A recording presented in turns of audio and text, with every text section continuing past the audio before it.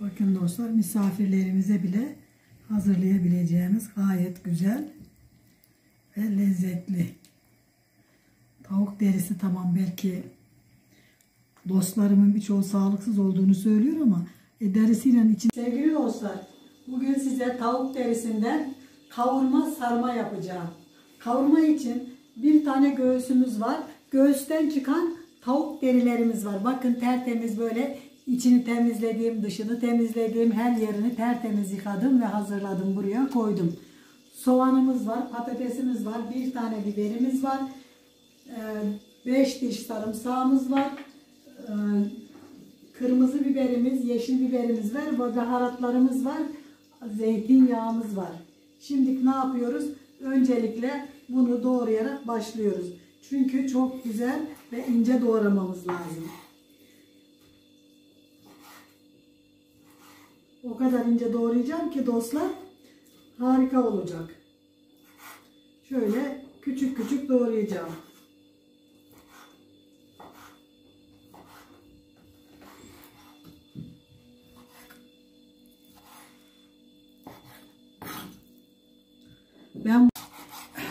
Ben buradan Antalya'daki yeğenlerime sitem ediyorum. Onlar nasıl oluyor da orada geziyorlar da benim yanıma gelmiyorlar. Şimdi okullar da açıldı, gelemeyecekler.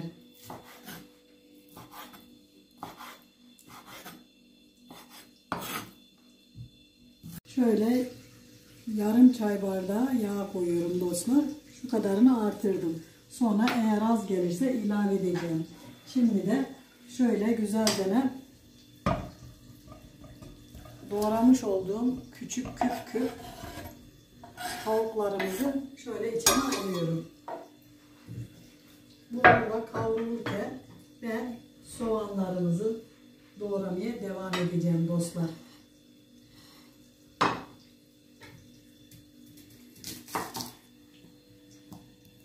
İnce doğramayacağım. Şöyle biraz kalın doğrayacağım.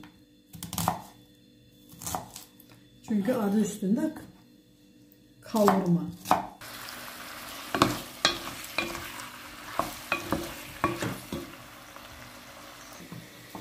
Şimdi dostlar şöyle bunun çekirdeğini azıcık alacağım.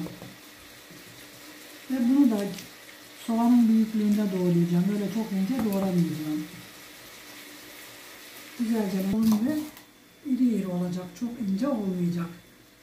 Sevgili dostlar, onun için de şöyle yeterli.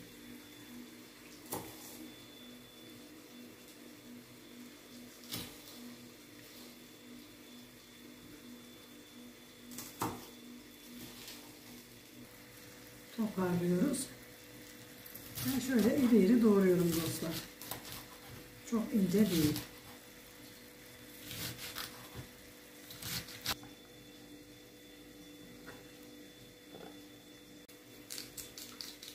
Maşallah, patatesler de çok güzel. Patateslerimizi de tavuğun büyüklüğünde. Tavuğun büyüklüğü, wow. Yani tavuğu doğradığımız büyüklükte. Tamam. Tavuğun büyüklüğünde derken.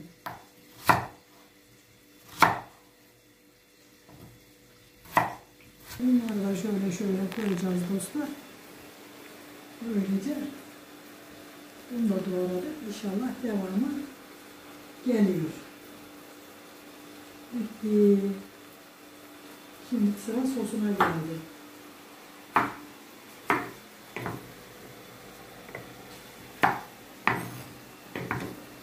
Bakın dostlar, şimdi de patateslerini koydum.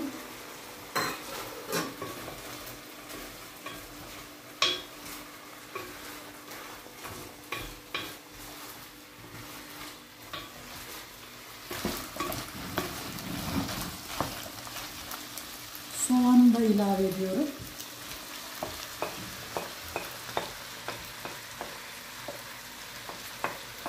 Ve sürekli karıştırarak kavuracağım Allah izin verirse. Biber. Biberleri biraz sonra koyacağım. Biberler çok ölsün istemiyorum. Domates. Domatesin de biraz sonra. Tamam. Onlar böyle biraz pişsin.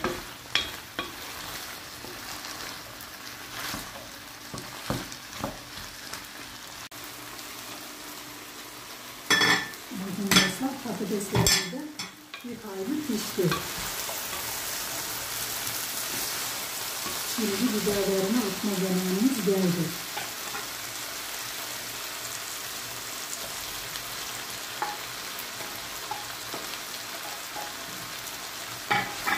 Biraz da biberlerimiz piştiğinde kavurmamız hazır. O domates. Domatesi koyacağım. Ama biraz daha biberler pişsin. Domatesimizi de koyacağım.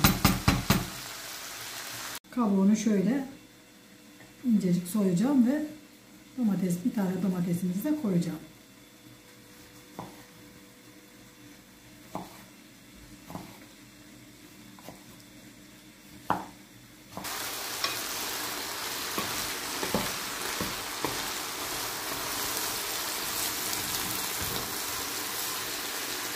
Şimdi domateslerimizi de koyuyoruz.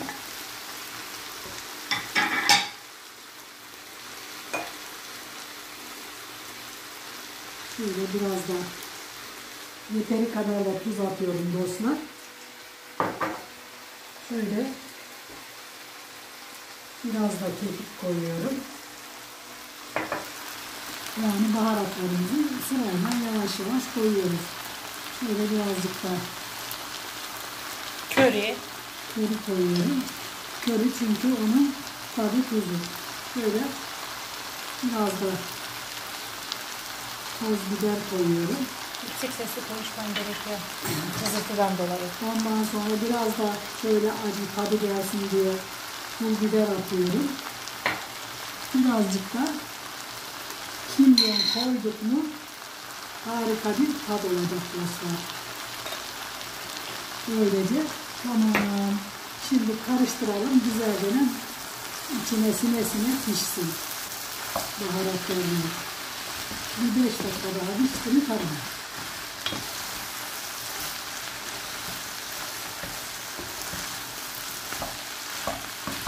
Baharatını ve azlığını, çokluğunu siz kendinize göre ayarlayın. Biz kalabalık aileyiz. Onun için böyle yaptık. Şimdi de ağzını kapatıyorum. Hop hop. Ve altını da kapatıyorum. Biraz da öyle sıcağıyla dursun. Şimdi biz sosunu hazırlayalım. Bekle, ağzım yanmasın.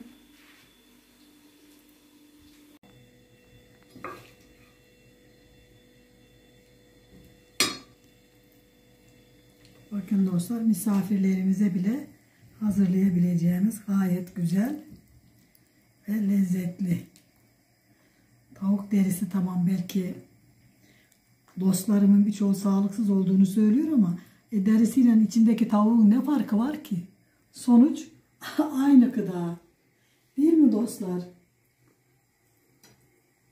Ya da hani şöyle diyelim, öyle demeyelim de seven ya da sevmeyen. Bazıları çok seviyor. Mesela benim çalıştığım iş yerinde bir çocuğumuz vardı, gencimiz. Ben hep tavuğun derisini çıkarırdım. O da derdi ki abla bana kavur da yiyeyim. Şimdi adını bile unuttum, aman yıllar geçti aradan. Bakın dostlar, bu şekilde sarıyorum. Ve şöyle yapıp kürdanla da tutturuyorum.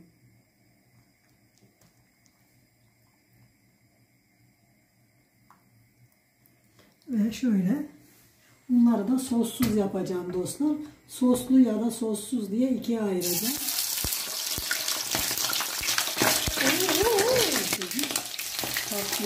Evet, çok hızlı için.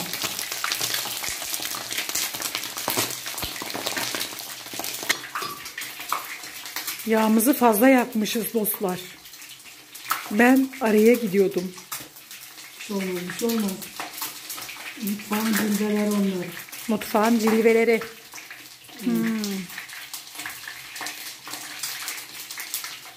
Allah'ın cilveler.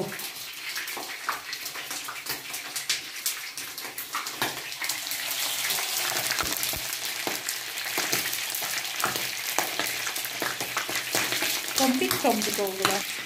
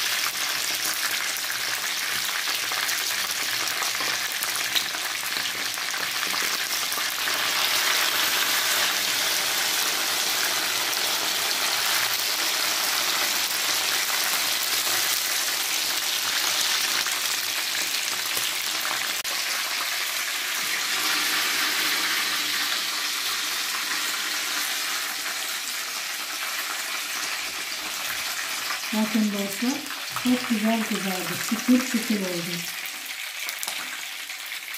Gerçekten mükemmel oldu.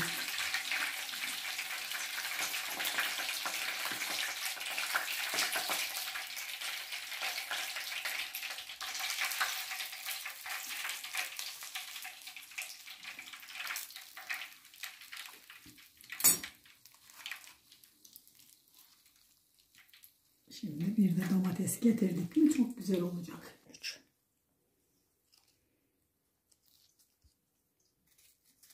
Yanına pilav yapabilirler mi? Pilav, makarna. Pilavla, makarnayla, hatta salatayla.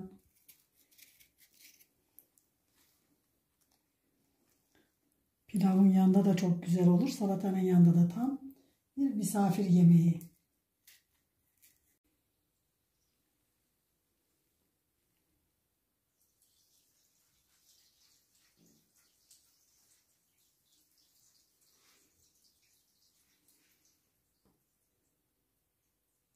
Dostlar şimdi şöyle bir tanesini alacağım ve tadına bakacağım.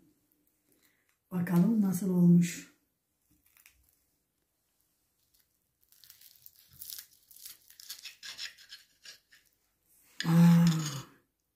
Çok güzel gözüküyor.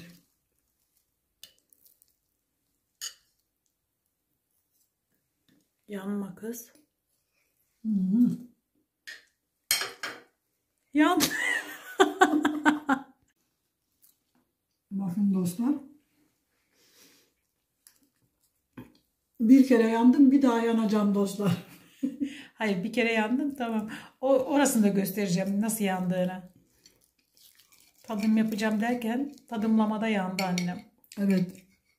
Ama Şöyle göster, döndür, gösterelim. Şöyle aç. Yemek zorunda değilsin anneciğim. Açıver, bence de göster. yemeyeceğim valla. Kusura bakma dostlar, çok güzel olmuş ama çok sıcak. Ve Bakın, yandı. İçine Annem bakın ne kadar güzel. Sulu sulu. Ve gerçekten mükemmel. Şimdi gene de yiyorum. Çünkü çok lezzetli oldu. Evet. Ver coşkuyu.